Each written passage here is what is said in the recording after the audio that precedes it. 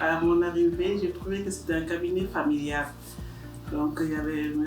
Gaye Mansour qui avait son cabinet, qui partageait les locaux avec son frère, qui avait sa propre structure, et son meilleur ami aussi qui avait sa propre structure. Donc c'était vraiment une famille en fait. Et c'était chaleureux, vraiment ça m'avait marqué. En deuxième lieu, je dirais quand le cabinet est passé à 50 personnes de personnel. Au début, nous étions 7 personnes réunies, administration, comptabilité, tout. Ça faisait 7 personnes. Et au fil des années, avec l'agrandissement du cabinet, nous sommes passés à 50 personnes. Et ça, vraiment, c'était un plaisir de voir les efforts consentis, les nuits blanches, vraiment. Le troisième fait, c'est le dossier MCA. MCA, ça a contribué à l'agrandissement du cabinet, l'essor du cabinet. C'est un dossier qui a été fait au cabinet, mais qui a été présenté à l'international. Et de là, vraiment, on a eu des retombées positives qui a fait que le cabinet a pris un autre essor, en fait. Ce qui m'a le plus marqué au cabinet, c'est l'engagement des collaborateurs, les disponibilités et le respect de la hiérarchie, ce qui a été cultivé par l'associé manager. Et en 2006, je me rappelle en 2006, lors du premier conseil de surveillance de l'Agence nationale de l'OCI, effectivement, tout le cabinet a été mobilisé pour préparer les rapports. Et même l'associé Mansour Gaye a travaillé avec nous ce jour jusqu'à 2h du matin. Il était vraiment infatigable. À un moment, vraiment, vers 21h, je pensais qu'on allait arrêter. Mais vraiment, il nous a boosté et on a bien travaillé jusqu'à 2h du matin. Je pense que je vais faire un mix de dates et de faits. La première date qui me vient à l'esprit est l'année 2006, l'année où j'ai rejoint le cabinet. Débarquant franchement de Paris, je me souviens quand M. Gay m'a appelé pour un premier entretien. J'étais en train de faire du shopping et il me dit « Bon, je suis intéressée par votre profil, j'étais sur le point de rentrer à Dakar. » 2006, pourquoi? Parce que je pense que c'est l'année où le département juridique a été mis en place au sein du cabinet. Donc un environnement juridique dans un environnement d'expertise comptable. Et au fur et à mesure, ce département juridique s'est vraiment imposé dans ce milieu de chiffres et de comptes. Premièrement, pour sécuriser d'abord le cabinet, ensuite étendre notre expertise, offrir nos compétences aux clients et développer le volet juridique du cabinet. Le cabinet, c'est un incubateur d'idées, un incubateur d'hommes, mais aussi un accompagnement pour les grands projets. Par exemple, il a aidé de grands projets à décoller. Il a eu à former beaucoup de ressources humaines qui actuellement occupent des postes de responsabilité dans les sphères de l'État et même ailleurs. Donc, le cabinet aussi est un innovateur, un catalyseur dans la performance aussi. On peut dire que Grant Thornton, c'est un label en fait. C'est un label. C'est un cabinet c'est une grande famille qui est représentée au niveau international, qui donne la confiance à ses ressources humaines et qui permet à tout un chacun de se développer.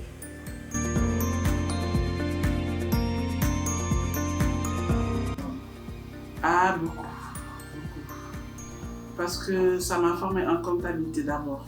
Quand je venais au cabinet, je n'avais pas fait de comptabilité.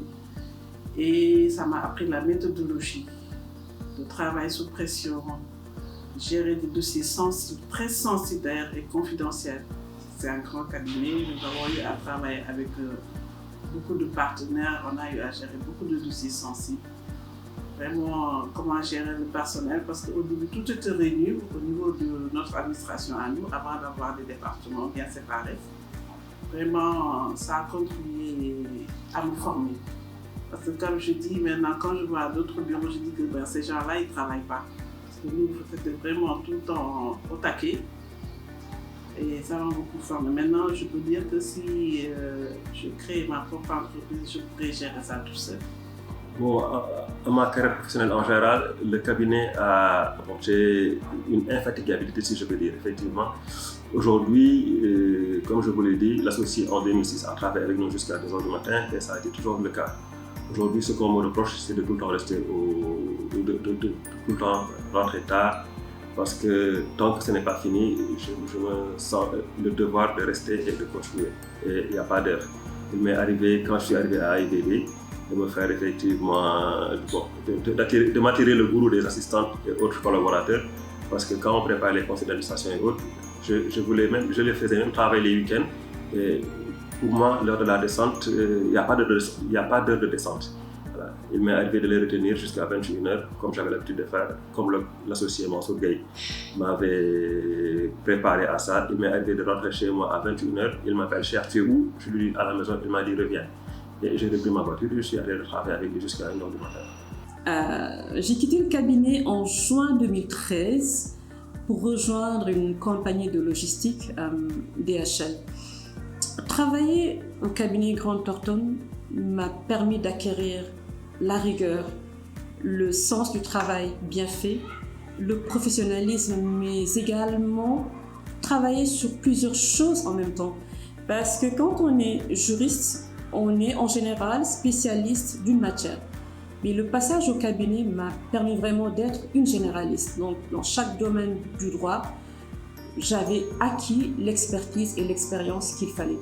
Mais au-delà de ma zone de confort, donc le droit, le juridique, j'ai pu acquérir des connaissances en ressources humaines, notamment avec le dossier Air Sénégal. Quand je dis aujourd'hui que je n'ai pas de diplôme, je n'ai pas de formation, je n'avais pas de compétences en ressources humaines, les compagnies avec lesquelles je travaille aujourd'hui me disent que ce n'est juste pas possible. Et j'ai même acquis une expertise dans le domaine comptable, parce que quand je travaillais sur le dossier Sénégal, j'étais avec Aïssatou Camara et Taïbou qui m'aidaient beaucoup, comme je gérais les finances, comment on gère les finances, comment faire l'audit, etc. Donc, je disais que j'ai quitté le cabinet en juin 2013. Je fais 1 an à DHL et je suis nommée meilleure employée de DHL Afrique. C'est une grande fierté pour moi. Et à DHL, les gens me disent « mais c'est juste impossible ». De toute l'histoire de DHL, jamais un employé n'a été nommé meilleur employé après 1 an de présence. Donc ça, c'est grâce à mon parcours au cabinet Grant Thornton que je l'ai acquise. Aujourd'hui, vous m'avez trouvé à Woodside. Je suis maintenant dans le pétrole et le gaz. Professionnellement, le cabinet m'a apporté beaucoup de choses. D'abord, une méthodologie de travail. Il ne faut pas oublier qu'on a travaillé dans 3 environnements. On a travaillé sous l'environnement de loi. C'était beaucoup d'outils, beaucoup de méthodos. On a travaillé avec Auditsoft, on a développé des papiers de travail, énormément d'outils. On a travaillé un peu aussi avec Grant Thornton, une nouvelle méthodologie, de nouveaux outils. Donc, professionnellement, Grant Thornton nous a apporté beaucoup de choses en termes de méthodologie de travail, en termes de synthèse dans les rapports, en termes de connaissances, mais aussi humainement en termes de relations professionnelles, parce qu'on a beaucoup appris avec tous les staffs qui étaient au niveau de Grant Thornton, enseignement CDC. Le cabinet m'a permis d'accéder à des postes de responsabilité. Déjà, quand on était agent fiduciaire au niveau de l'Agence pour l'organisation de la conférence islamique, j'ai été responsable de la cellule passation de marché. On a eu à gérer de grands projets avec le cabinet, ce qui a permis de construire, de changer un peu le visage du Sénégal. Aussi, après Annecy, j'ai quitté le cabinet et là je suis à Agence Sénégal, qui est une agence de l'État du Sénégal et qui génère le plus de marchés publics en nombre comme en chiffres au niveau du Sénégal. Et je suis le responsable de passation de marché. De façon générale, au sein du cabinet, j'ai acquis cette faculté de don de soi, c'est-à-dire le fait de travailler avec beaucoup d'engagement, de travailler sans compter les heures ni les jours. Et ça, vraiment, de là où je venais, c'était pour moi une chose nouvelle. Et depuis lors, ça m'a beaucoup servi dans la suite de ma carrière. Et j'ai senti qu'à chaque fois, dans les différents environnements professionnels où j'ai été, ça a été un élément plutôt de différenciation, c'est-à-dire le niveau d'engagement, le don de soi à la limite dans le travail que nous faisons. Et ça, je l'ai acquis au cabinet, je tiens à en témoigner aussi.